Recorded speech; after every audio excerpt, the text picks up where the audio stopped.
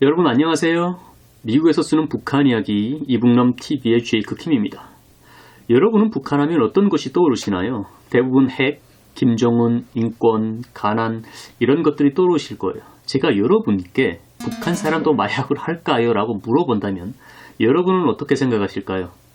북한의 특성상 인권도 무시한 강한 처벌 수위와 감시체계, 폐쇄성 이런 것들 때문에 북한은 마약 청정국일 것이라고 생각하실 거예요. 근데 반전도 이런 반전은 없어요. 북한은 세상에서 마약이 제일 싸고 구입하기 쉽고 마약해도 감옥 안 가는 마약 천국입니다. 마약이 어느 정도 싸냐면 중고등학교 학생들도 사소할 정도로 쌉니다. 얼마나 구입하기 쉽냐면 장마당에서 혹은 동네마다 마약을 파는 집이 넘쳐납니다. 한국처럼 텔레그램이니 인터넷이니 지하철 물품 보관함이니 이런 거 필요 없어요. 그냥 돈 가지고 가서 바로 얼굴 맞대고 필요한 만큼 사가지고 옵니다. 맨날 마약 사다 마약을 해대도 감옥 가는 일은 없습니다. 북한에는 북한 사람들이 즐겨하는 대표적인 두 가지 마약이 있어요. 하나는 헤로인이고 다른 하나는 필로폰입니다.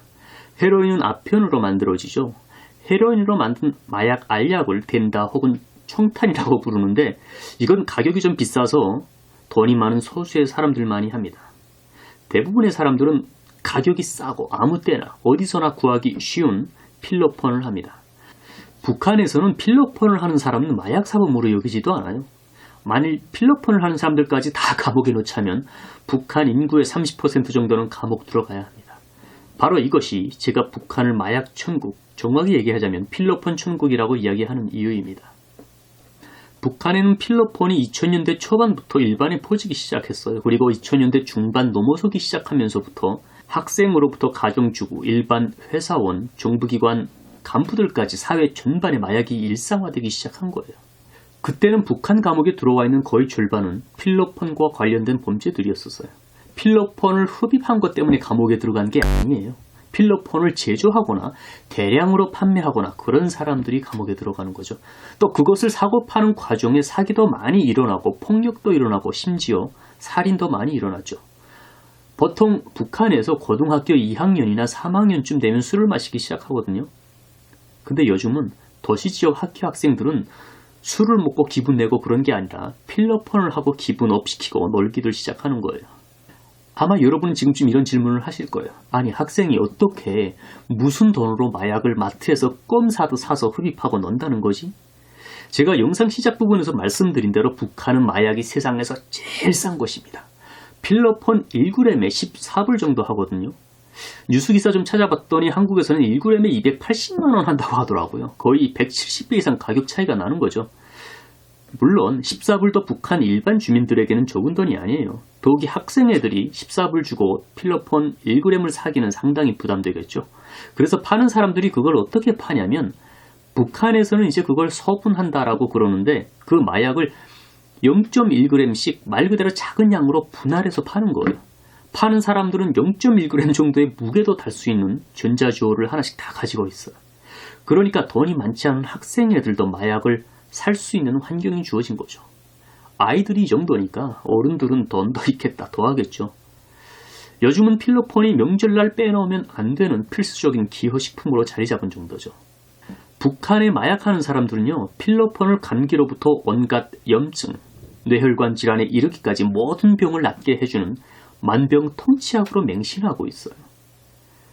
이 필로폰을 한 사람들에게서 어떤 증상이 나타나냐면요, 밤새 잠을 안 자요. 왜냐하면 이게 온몸에 그 말초신경까지 극도로 각성을 시켜가지고 사람을 완전히 초자연적인 흥분 상태로 만들어버리거든요. 이 필로폰이 화학물질이잖아요. 이게 코로 흡입을 하거나 정맥주사로 몸에 들어가 뇌에 가닿는 순간 뇌에서 도파민을 분비하게 화학작용을 일으키거든요. 도파민이 사람을 기분 좋게 만드는 물질이잖아요. 그래서 필로폰을 한 사람들은요, 보면 바로 알 수 있어요. 그냥 이유 없이 너무 행복해하고 눈 동공이 굉장히 확장이 되어 있고 에너지가 막 넘치고 말도 엄청 많고 빠르고 속도 후해져서 그때 뭐 달라 하면 다 집어줘요. 왜냐면 지금 이 순간이 너무 행복해서 다른 건 아무 의미도 없는 거예요. 뭐 먹을 생각도 안 하고 잘 생각도 안 해요. 옆에 같이 있기 힘들 정도로 계속 말을 해요. 태어나서부터 지금까지의 모든 일들을 소에 송사하듯이 약 기운이 다 될 때까지 말이죠. 제가 무슨 신부님도 아니고 말이죠. 제가 어떤 기분이냐고 물어봤더니 어떤 친구는 이렇게 얘기하더라고요. 지구 끝까지, 아니 끝이 없이 계속 걷고 싶은 마음, 이렇게 얘기를 하는데 저는 잘 이해가 안 되더라고요. 무지에서 비롯된 잘못된 믿음 때문에 북한의 남녀노소 구별 없이 필로폰은 북한 사회의 일상이 되어버린 거죠. 가정주부가 집에 있다가 두통이 생겨도 달려가서 필로폰 사다가 흡입하고, 기분이 우울해도 기분 전환용으로 필로폰을 해요. 학생은 시험 기간에 자지 않고 공부를 하겠다고 하면서 필로폰을 합니다. 오징어 잡으러 바다나간 백군들은요, 밤새 자지 않고 오징어 잡을 수 있어서 마약이 필요하다고 합니다. 운전기사는 운전하면서 절대 저릴 없다 그러면서 사가지고 다니고, 뚱뚱한 간부는 살 빼려고 한다고 그러고, 누구는 뇌혈전 예방한다고 그러고, 누구는 비염 없앤다고 그러고, 암튼 필로폰은 북한의 만병통치약으로 확실하게 자리 잡고 있습니다. 근데 이런 잘못된 믿음이 무지에서 나오는 것도 있지만 북한의 열악한 의료 시스템과도 연관이 있죠. 병원에 가봐도 약이 없거든요. 처방전은 병원에서 받아가지고 약은 장마당에 가서 장사꾼들한테 사야 하거든요. 장마당에 가봐야 그 약이 있을 수도 있고 없을 수도 있는데, 그때 옆에서 누가 차라리 필로폰이 더 좋아, 그러면 그걸 사게 되거든요. 근데 이게 그 약을 했을 당시는 아픔도 있고 순간적으로 이제 행복감을 느낄지는 몰라도 결국에는 끝이 다 안 좋더라고요. 왜냐하면 이 마약이라는 게 화학작용으로 뇌의 변화를 유도하는 거잖아요. 자연적인 인간의 감정이 아니라 완전히 화학적으로, 강제적으로 사람의 뇌를 조절시킨다는 소리죠.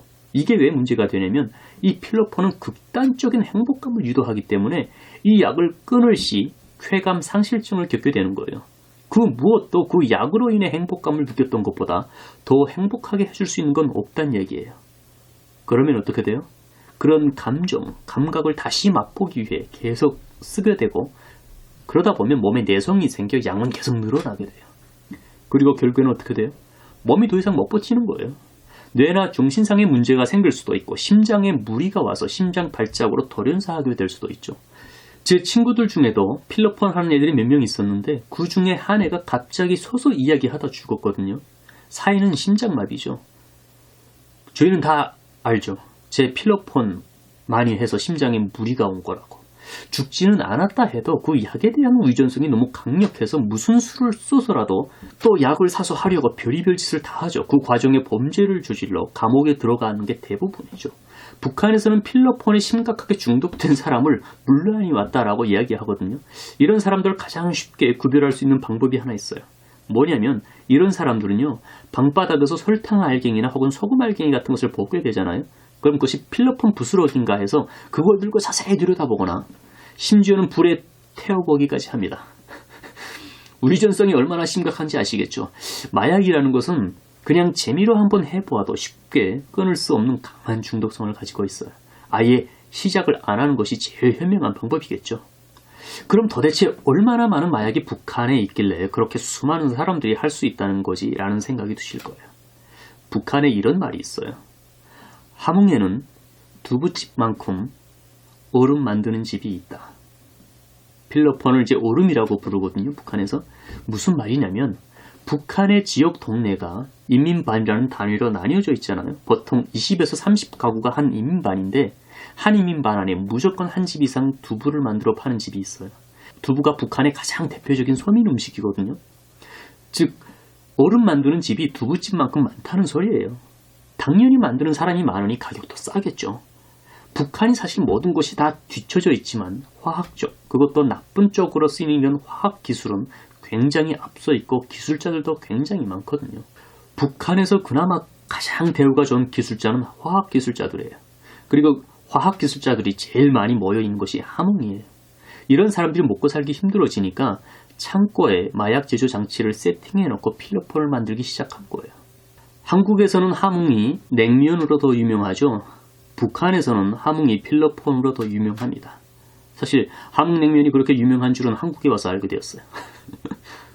필로폰도 정제를 얼마나 잘 했는지에 따라서 순도가 달라져요. 그 순도에 따라서 A급, B급, C급으로 또 나뉘어져서 가격도 틀려지죠. 당연히 A급을 이제 뺑급이라고 부르는데 제일 좋고 비싸겠죠. B급이나 C급은 정제가 잘 안 되고 순도가 낮아 색깔이 누런 색깔이 나요. 당연히 이런 건 가격도 싸죠. 그러니까 이런 것들은 돈이 많지 않은 학생 애들이나 그리고 오징어잡이 나가는 뱃사람들에게 많이 팔리죠. 마약 자체로도 몸에 나쁜데 이런 비나 식급은 몸에 완전히 치명적이에요. 요즘에는 북한의 평성에도 필로폰을 만드는 집이 많고 평속물이 더 좋다라고 소문이 나 있어요.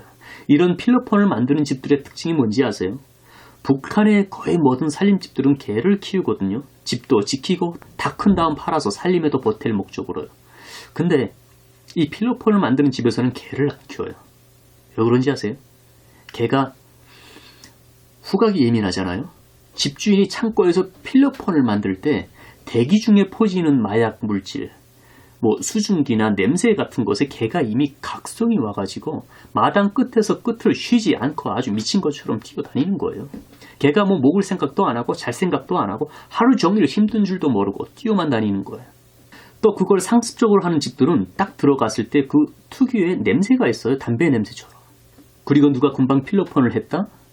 그리고 그 집에 고양이가 있다? 그러면 그 고양이는 날아다녀요. 옷장 위에서 냉장고 위로, 책장 위로, 땅에 발을 전혀 안 붙이고 날아다녀요. 고양이도 간접 흡연으로 각성이 된 거죠.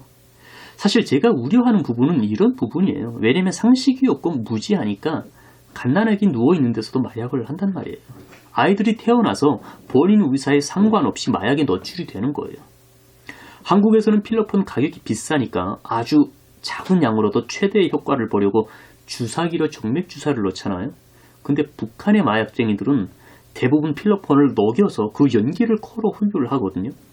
혈관에 직접 주사하는 정맥 주사보다는 더 많은 양을 흡입해야 같은 각성 효과를 볼 수 있겠죠. 아마 한국의 마약쟁이가 북한의 마약쟁이들이 녹여버리는 양의 필로폰을 보게 된다면 눈이 뒤집어질 거예요. 그리고 코로 흡입했던 연기를 다시 내뿜는데 그 연기가 집안에 꽉 차는 거예요. 아기가 구석에 누워있는 거예요.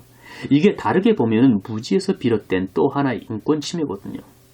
간접 흡연이라는 말조차도 없어요. 북한에는 김정은이 학교나 유치원 가도 아이들 앞에서 그냥 담배를 꺼내물고 피우잖아요. 북한 영화에서도 애기 누워있는데도 집안에서 담배 피우는 장면을 그냥 다 내보낼 정도로 상식이라고는 전혀 없는 것입니다. 북한의 마약이 싼 이유는 개인들도 엄청 만들고 있지만 정부 차원에서도 대량적으로 마약 제조를 하기 때문입니다. 해외 밀수출로 외화를 벌려는 목적도 있지만 또 다른 목적이 있어요. 이 마약을 전쟁 물자라도 비축을 하는 거예요. 왜냐면 싸움 전에 군인들에게 마약을 시키면 겁이 없어지고 마치 자신이 초인처럼 느껴지게 된다고 하더라고요. 당연히 전투에서 용감하게 되는 거죠. 또한 부상으로부터 오는 통증도 줄일 수 있기 때문에 이게 전쟁 물자가 되는 거예요. 근데 그 마약도 유효기간이 있기 때문에 주기적으로 새 것으로 교체를 해줘야 하거든요. 그렇다고 해서 북한 정부가 오래된 걸 소각해버리진 않겠죠. 그런 게 해외로 암시장에 나가게 되고 도중에 북한 내에도 퍼지게 되는 거죠. 아무튼 이런저런 이유로 정부 차원에서 마약을 제조하고 유통을 하니까 당연히 마약이 익숙하고 관대한 문화가 형성이 된 거겠죠. 북한이 이렇게 마약이 차고 넘쳐도 이걸 단속하기도 어려운 상황이에요. 왜냐하면 오히려 간부들이 더 많이 하거든요. 돈 다음으로 인기 있는 뇌물이 A급 필로폰이에요. 왜냐면 그래도 명색이 당간부인데 체면 구기고 마약 사러 다니기는 좀 그렇잖아요. 그러니까 뇌물로 물 좋은 A급 필로폰이 들어오면 아주 행복해해요.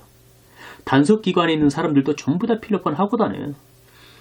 저와 친하게 지내던 경찰이 한 분 계셨는데 어느 날 이 경찰이 길가에서 우연히 지나가던 사람을 불시 검문을 했는데 그 사람의 몸에서 필로폰 80g이 나온 거예요. 얼마나 필로폰이 흔한지 아시겠죠? 근데 이 정도 가지고 있다 잡히면 감옥에 가거든요. 그래서 이 경찰이 그 사람을 그 자리에서 체포하고 구류장에 넣었어요. 그리고는 저희 집에 와서 나 촉 완전 좋지? 이러면서 자랑하더라고요. 그리고 그 압수한 필로폰을 어떻게 한 줄 아세요? 한 절반을 쑥 덜어서 사무실에 놓고 매일 점심 식사 후에 무슨 디저트처럼 필로폰 한 번씩 하고 일을 하는 거예요. 근데 북한이 아무리 무법천지라도 조서도 쓰고 그러거든요. 당연히 압수한 필로폰이 몇 그램인지 조서 용지에 다 써야 되잖아요. 그러니까 여기에 또 아주 기가 막힌 방법이 하나 있어요. 경찰들이 백반을 사다가 그것을 자기가 들어온 필로폰 양만큼 필로폰에 섞고 양을 맞춰놓는 거예요. 경찰서에서도 필로폰 압수 물량 그램수가 맞는지 확인하지 그것의 순도를 따지진 않거든요. 백반도 하얀 결정체여서 얼핏 보면은 필로폰 결정체와 비슷해서 속건하면 육안으로 구분이 잘 안 돼요. 아마 북한에서 백반의 용도가 압수한 필로폰 양 맞추기 위해서 사용되는 양이 백반 자체의 용도보다 더 많지 않을까 싶어요. 그 경찰도 당에 굉장히 충실한 사람이에요. 진짜 밤새 가면서 일하는 사람이거든요. 필로폰을 일을 더 열심히 하기 위해서 쓰는 거로 자기 스스로 합리화하는 거예요.